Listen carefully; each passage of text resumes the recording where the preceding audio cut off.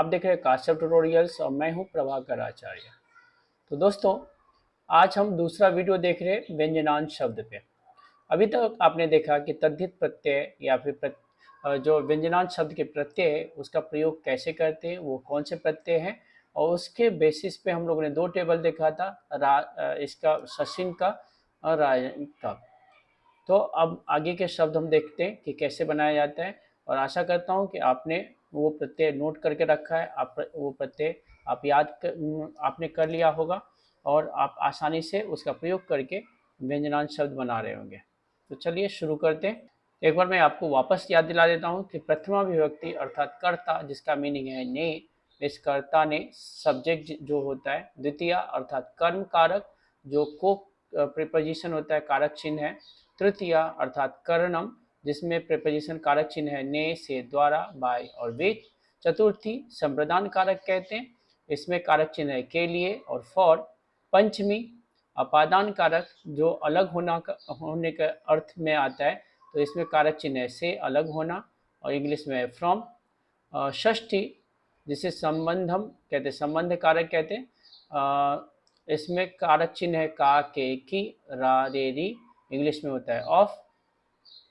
सप्तमी जिसे अधिकरणम कहते हैं, अधिकरण कारक, इसमें कारक चिन्ह है में, पर, on, at, in, over, etcetera.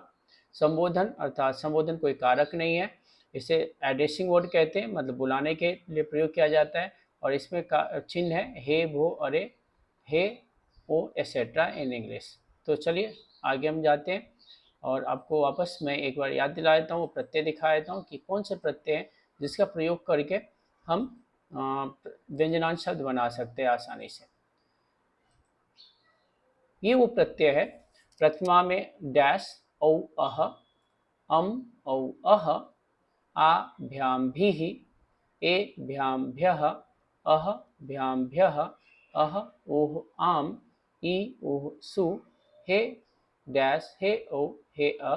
इसका मीनिंग है, प्रथमा में तो कर्ता होता है, द्वितीया में को ऐड करना है, मतलब को, तृतीया में निषेध द्वारा, चतुर्थी में आपको मेन मीनिंग के साथ में, मुख्य मीनिंग के साथ में आपको के लिए यूज करना होगा उससे पहले।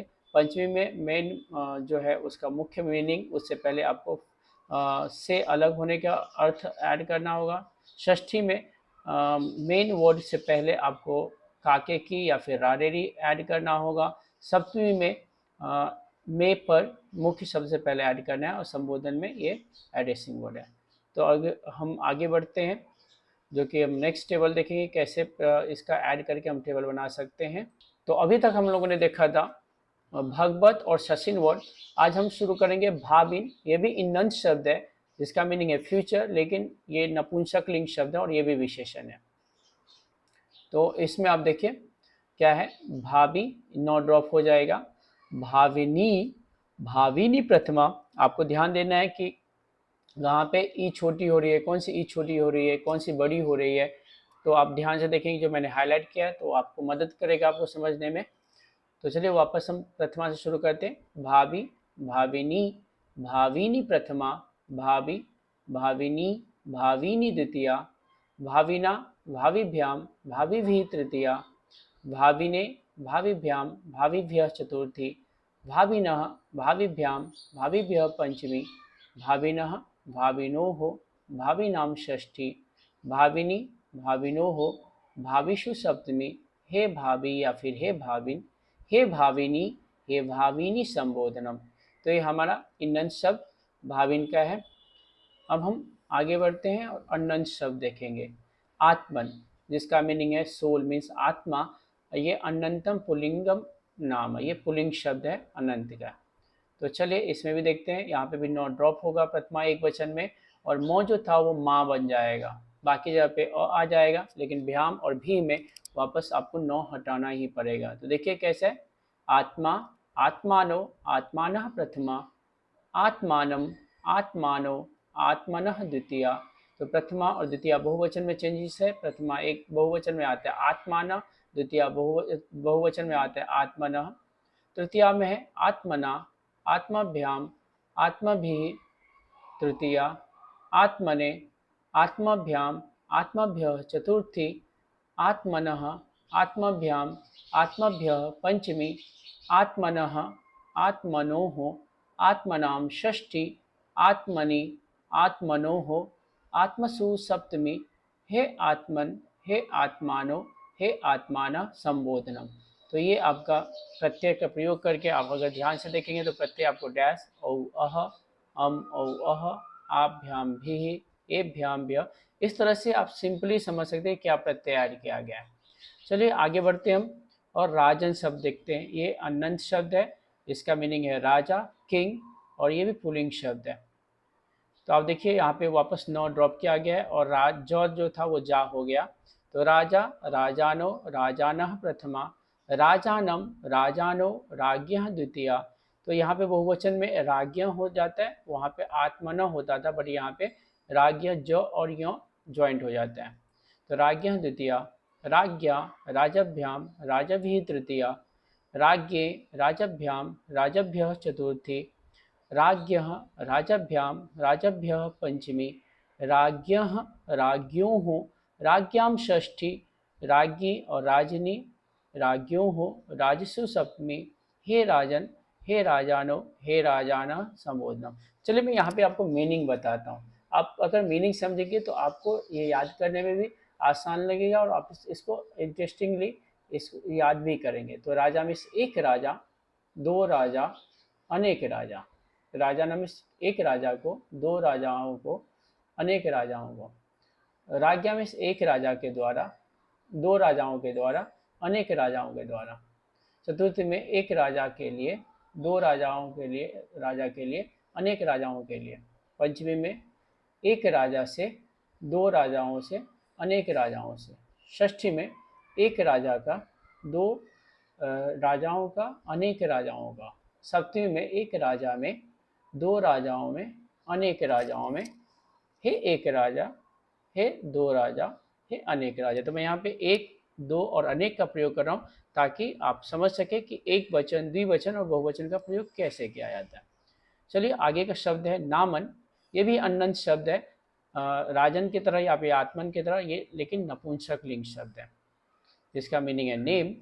तो आप देख सकते हैं नाम, नामनी, प्रथमा द्वितीय, द्विवचन में दो दो फॉर्म होता है, दोनों में से कोई भी एक्सेप्ट होता है। और सप्तमी एक वचन में संबोधन, एक वचन द्विवचन में दो दो फॉर्म आप देख सकते हैं। तो नाम, नामनी या फिर नामनी, नामानी प्रथमा, नाम, नामनी, नामनी, नामानी द्वितीया, नामना, नामभ्याम नामभिः तृतीया, नामने नामभ्याम नामभ्यः चतुर्थी, नामनः नामभ्याम नामभ्यः पंचमी, नामनः नामनोः नामनां षष्ठी, नामनी या फिर नामनी, नामनोः नामसु सप्तमी, हे नामन हे नाम हे नामनी और नामनी हे नामानी संबोधनम। तो यहाँ पे ये फर्क थोड़ा प्रत्यय आपको प्रथमा द्वितीय या संबोधन में लगेगा क्योंकि ये नपुंसकलिंग शब्द है। चलिए आगे का हम देखते हैं वाच शब्द, जिसका मीनिंग है स्पीच में, आप देख सकते हैं भाषण। चकारांत शब्द है, ये स्त्रीलिंग शब्द है। तो प्रथमा एक वचन में होगा वाक या फिर वाग, वाचो वाचः प्रथमा, वाचम वाचो वाचः द्वितीया, वाचा वाग्भ्याम वाग्भी तृतीया, वाचे वाग्भ्यां वाग्भ्यः चतुर्थी, वाचः वाग्भ्याम वाग्भ्यः पंचमी, वाचः वाचोः वाचां षष्ठी, वाची वाचोः वाक्षु सप्तमी, हे वाक हे वाग हे वाचो हे वाच संबोधन। तो प्रथमा और संबोधन एक वचन में जो चौथा वो क और ग हो जाता है, लेकिन बाकी जगह पे आपको च ही दिखाई देगा। लेकिन जब भ्याम भी या फिर स ऐड होगा तो वहाँ पे च जो है वो ड्रॉप हो जाता है। चलिए आगे का शब्द देखते हैं। दूसरा है देश, जिसका मीनिंग है डायरेक्शन, दिशा। ये सकारांत स्त्रीलिंग शब्द है। इसमें भी सेम है जैसे वाच था वैसे ही। तो दिक या फिर दिक, दिशो दिशा प्रथमा, दिशम दिशो दिशा द्वितीया, दिशा दिग्भ्याम।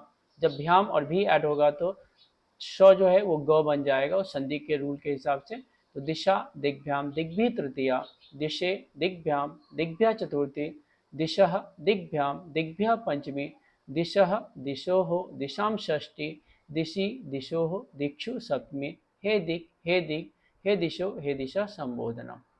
आगे का शब्द देखते हैं सृज वर्ड, जिसका मीनिंग है रीत और गार्लेन अर्थात माला, ये जकारांत स्त्रीलिंग शब्द है और इसमें भी स या फिर च की तरह ही आएगा। तो ज, क और ग बन जाएगा, फिर वापस ज आ जाएगा, भ्याम भी में जो है वो ग बन जाएगा। तो अब देखते हैं हम इसको पढ़ते कैसे। स्रक स्रग स्रजो स्रजः प्रथमा, स्रजम स्रजो स्रजः द्वितीया, स्रजा स्रग्भ्याम स्रग्भिः तृतीया, स्रजे स्रग्भ्याम स्रग्भ्यः चतुर्थी, स्रजः स्रग्भ्याम स्रग्भ्यः पंचमी, स्रजः स्रजोः स्रजां षष्ठी, स्रजी स्रजोः स्रक्षु सप्तमी, हे स्रक हे स्रग हे स्रजो हे स्रज संबोधनम। तो ये हमारे टेबल्स थे। मैं आपको एक टेबल लास्ट वाला छोड़ के जाता हूँ, आपको ये कंप्लीट करना है, जिसका नाम दिया है मैंने, नाम तालिकाम पूर्यता। तो आप उस प्रत्यय के हिसाब से और एक एक फॉर्म दिया है उसके बेसिस पे इसको आप आसानी से कंप्लीट कर सकते हैं। और इसको कंप्लीट करने के बाद में आप इस तरह से टेबल को याद भी कर सकते हैं या प्रत्यय ऐड करके आप खुद शब्द बना सकते हैं। आशा करता हूँ कि आपको ये समझ में आया और इसको प्लीज़ लाइक कीजिए अगर आपने अभी तक लाइक नहीं किया है। इसको प्लीज़ सब्सक्राइब भी कीजिए, अपने दोस्तों के साथ शेयर कीजिए, उनको भी मदद मिलेगी और ताकि आप आसानी से इस टेबल को समझ सकें, इसका प्रयोग कर सकें और आसानी से इसको याद भी कर सकें। तो देखने के लिए धन्यवाद। आपका दिन शुभ हो।